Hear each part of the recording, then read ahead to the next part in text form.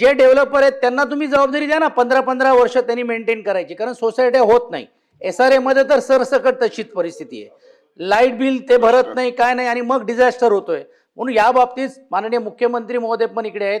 हा एक खूप मोठा, हा वाढणाऱ्या शहरीकरण आणि नागरीकरणासाठी एक महत्त्वाचा प्रश्न होणार आहे सभापती महोदय, आणि म्हणून या बाबतीत सुस्पष्ट धोरण करणं गरजेचं आहे.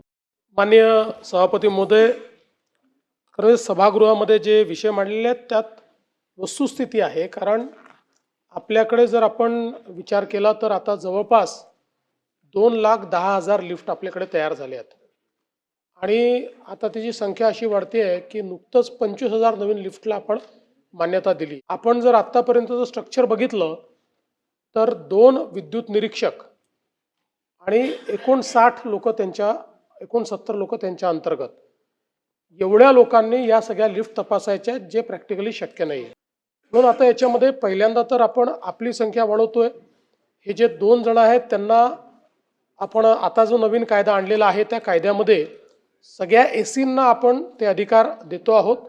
आणि त्याच्यासोबत आपण जर बघितलं तर आपण सांगितलेलं आहे की जवळपास 519 नवीन पदं ही आपण त्याकरता तयार करतो आहोत तपासणी करता. पण तरीही आताचा जो लिफ्टचा क्वांटम आपण बघितला तरी 519 पदं ही आपल्याला पुढच्या काळात कमी पडणार आहेत.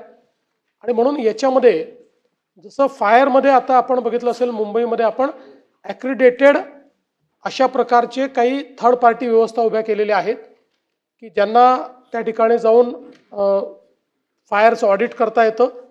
तशा पद्धतीनं ॲक्रिडेटेड व्यवस्था देखील आपल्याला उभ्या कराव्या लागतील. आणि यासोबत शेवटी लिफ्टची तपासणी करायची म्हणजे काय, 3-4 गोष्टींची तपासणी करावी लागते.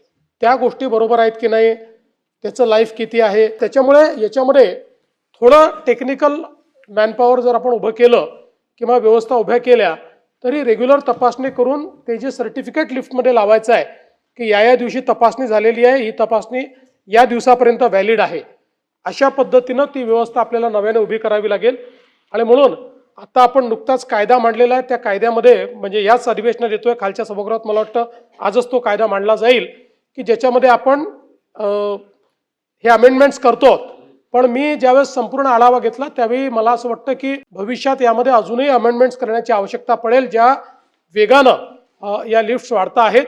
आणि म्हणून या संदर्भात एक बृहन्मुंबई महानगरपालिका असेल, त्याचे कमिशनर असतील, एखाद्या दुसऱ्या महानगरपालिकेचे कमिशनर असतील, आपले विद्युत विभागाचे लोक असतील, अशी एक हाय पॉवर कमिटी तयार करून या समितीला आम्ही एक कार्यकक्षा देऊ की त्यांनी लिफ्टचं मेंटेनन्स, त्याच्या संदर्भातल्या जबाबदाऱ्या, त्या कशा पद्धतीनं तपासणी झाली पाहिजे, तपासणीचा कालावधी किती असला पाहिजे, त्याचे नॉर्म्स काय असले पाहिजे, आणि लिफ्ट तयार करणाऱ्या ज्या कंपनी आहेत त्यांच्यावर काय जबाबदारी असली पाहिजे, या संदर्भातल्या नवीन SOP या पुढच्या 6 महिन्यामध्ये आम्ही तयार करू.